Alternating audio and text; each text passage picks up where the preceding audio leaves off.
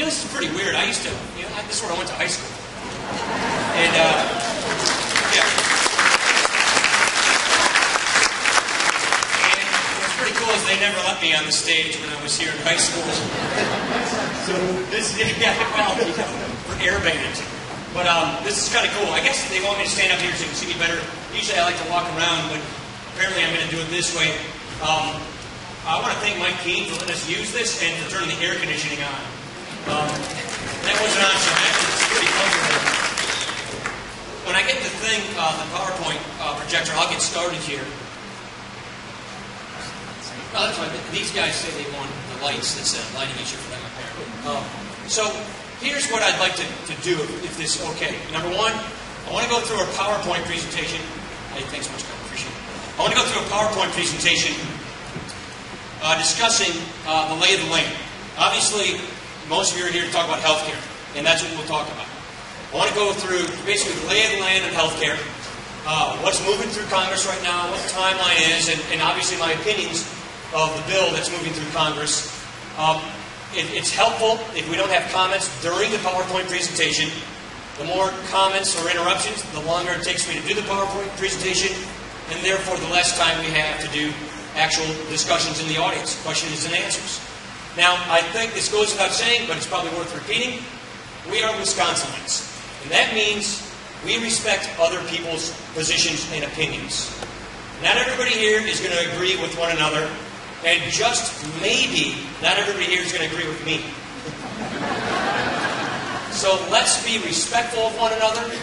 Let's not be on YouTube, across the country showing that Wisconsinites don't know how to have a civilized debate. Because you know what?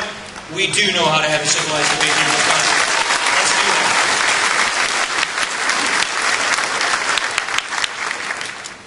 So what I'll do is go through this. Bear with my voice as well. This is my 12th town hall meeting this week and my 5th one today. So I'm popping some lozenges here to keep my voice from scratching out.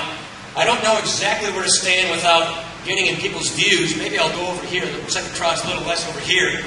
Can those of you down there more or less see the screen? Am I completely blocking it? You're okay? All right, great. So let me get into this, and then let's go into the actual town hall meeting. My favorite movie is a Clint Eastwood spaghetti western called The Good, the Bad, and the Ugly. I think it's a pretty good way of kind of assessing a lot of situations in our country, in America. And our healthcare system has lots of good aspects to it. It's got some bad aspects to it. And there are some really ugly circumstances out there today. So, the good. What's good about the American healthcare system? The U.S. healthcare system offers the best quality healthcare in the world. Medical innovation is a hallmark of our current system. According to most surveys, most Americans are satisfied with the coverage they currently have. We have over 5,700 hospitals in operation and over 1 million doctors practicing healthcare in America. Relative to other countries, we have good supply of medical services. We have the best medical education system in the world. People come from all over the world to get their healthcare education here in America. Those are good things. That's right. The bad. National healthcare costs are expected to be $2.5 trillion this year alone. We spend more than twice what any other industrialized country spends on healthcare on a per-person basis. Yet we don't get twice the benefits, twice the outcomes, twice the benefit packages. Insurance costs are skyrocketing. More and more healthcare premiums are eating people's paychecks away. More of business bottom lines go to it. More of our economy's resources are being dedicated to it. 48 million people went without coverage at some point in the year.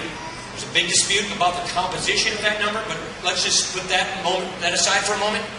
Lots of Americans don't have health insurance coverage that ought to have it. Let's just go without saying that. Medicare. $462 billion spent on Medicare last year alone to cover 45.2 million people. Medicare is going broke. Medicare right now is a $38 trillion unfunded liability. Medicaid, it too is going broke. It's one of the biggest financial pressures on state budgets because Medicare and Medicaid is a state and federal program that has a $20 trillion unfunded liability. The ugly. Without reform, costs are expected to reach $4.4 trillion by 2018 and account for more than 20% of our economy. We already spend about 17% of our economy on healthcare today.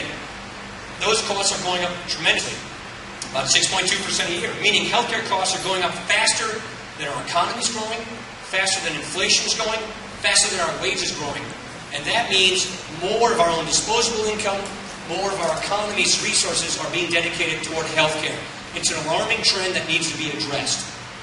Now, the public share of total healthcare spending is expected to rise from 46.2% in 2007 to over 50% in the near future, meaning government already basically spends about half the healthcare dollars that are spent in America today. And that's an alarming trend as well, which is putting huge pressure on our nation's finances. As I mentioned, the biggest source of our future debt in America is because of Medicare and Medicaid.